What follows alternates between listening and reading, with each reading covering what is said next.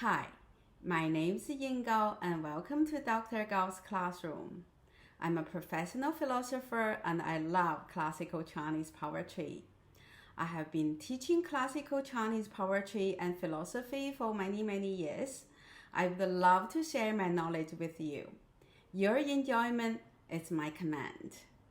Today, I'm going to talk about how Chinese celebrate their Lunar New Year and show you a few couplets for the coming Tiger year. Given the size of Chinese territory, there are significant variations in the way people celebrate their Lunar New Year in different regions. Other Asian countries also celebrate the Lunar New Year in their own unique ways. I'm from the northeast part of China, so I'm familiar with the way the northern Chinese celebrate their Lunar New Year. I also consulted my father about how the Chinese New Year was celebrated when he was a kid to get a bit of historical perspective for my talk. So, if any of you are aware of interesting ways of celebrating the Lunar New Year in your region or country, I would love to hear from you. I read every comment you left in the comment section, so please leave a comment there to let me know how you celebrate the Lunar New Year. The Lunar New Year celebration often lasts over a month, especially at the north due to the cold weather. The Lunar New Year is a great excuse for fun in the indoor activity because it's simply too cold to do anything. I'm going to pick a few important days to explain the activities people do at those days and linking this activity with related poetry, either in the format of couplets or poems. So today, I'm going to talk about how people in the northern part of China celebrate the first few days of the holiday and explain and translate some of my favorite couplets or 春联. In my next few videos, I'm going to talk about how other important days are celebrated during the Chinese New Year and explain poems related to these dates. If you're new to my channel, please check out my other videos on classical Chinese poetry, philosophies, and medical literature. If you like the contents of these videos, please click the like button and subscribe my channel.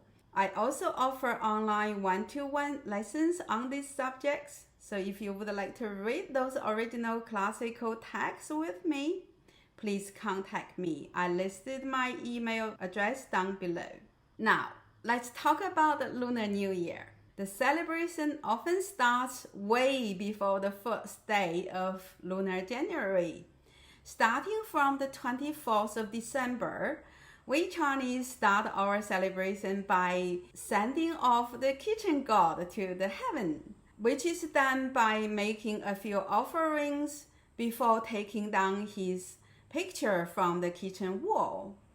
The kitchen god is like a guardian of the family. He watches out for the family and makes sure the family has enough food. He is also responsible to monitor the behaviors of the family members and reports them to the emperor in heaven on the 24th of December each year. So on the day of his departure to heaven, people will offer the kitchen god some sticky candies, sticky rice cakes, and other sweet and sticky goodies so that he would put in some sweet words for the family to the emperor in heaven.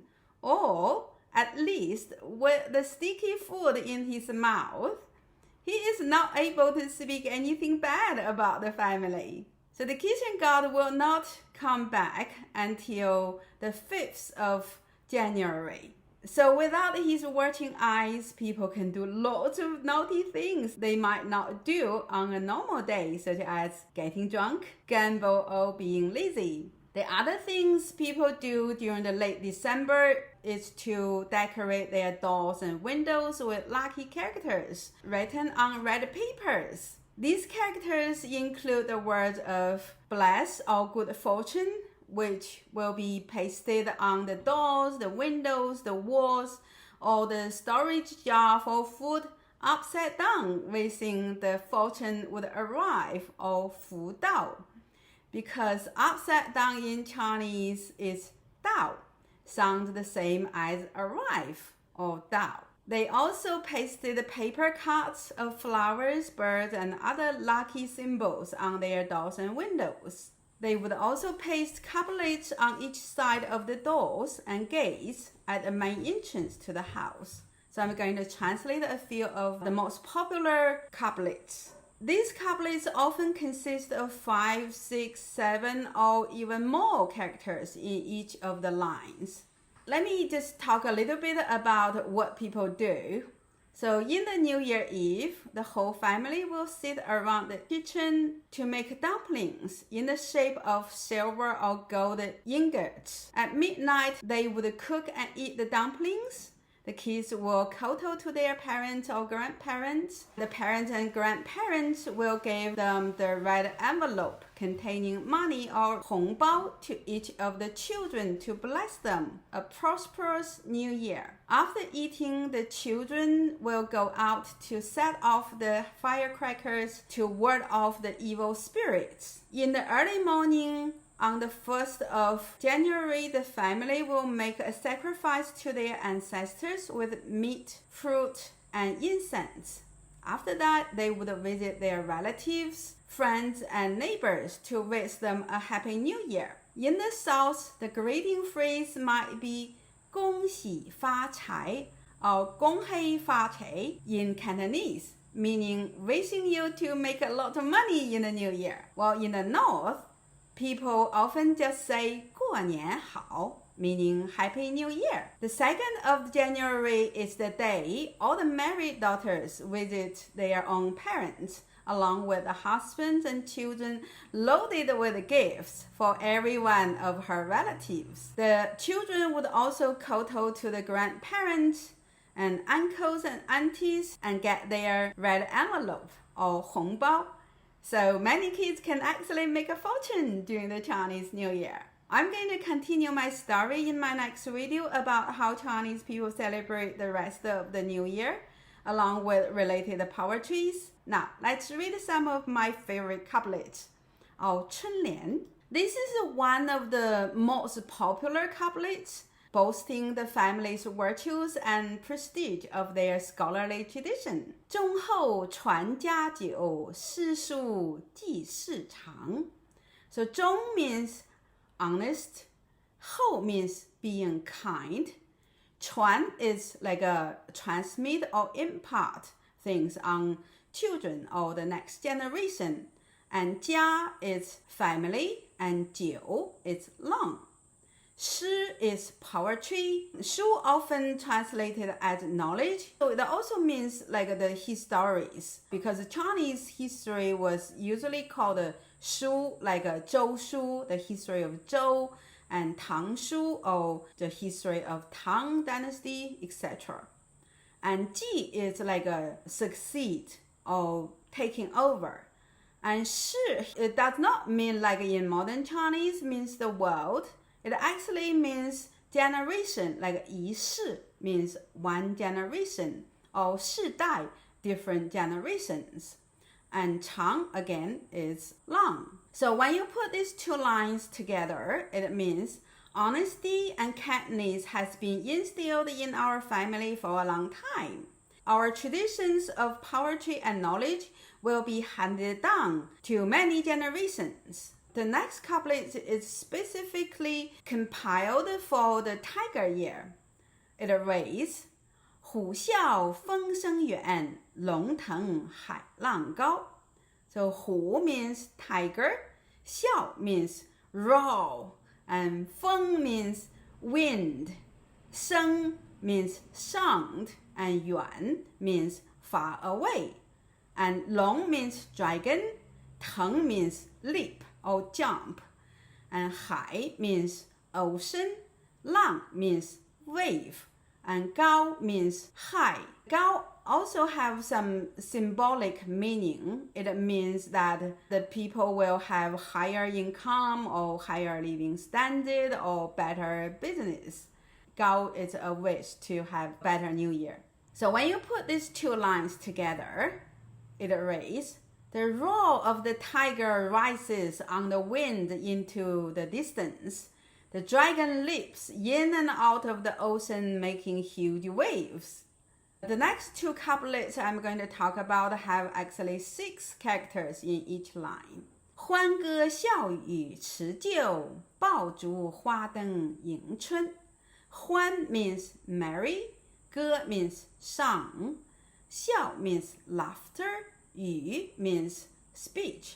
Here it's probably referring to the chattering among the family members when they have the New Year Eve party. And 辞 means farewell. 旧 refers to the old year. 爆 means explode. 竹 means bamboo tube. 花 means flower. And 灯 means lantern. And 迎 means welcome.